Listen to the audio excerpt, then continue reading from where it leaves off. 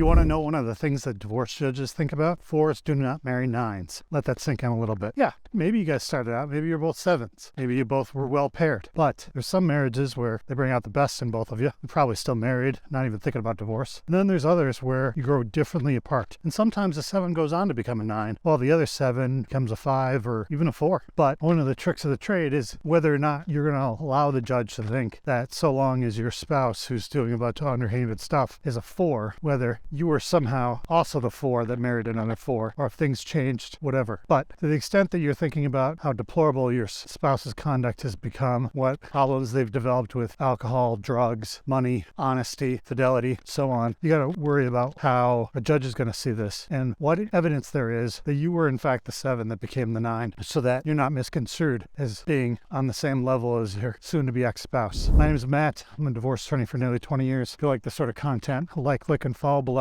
Thanks.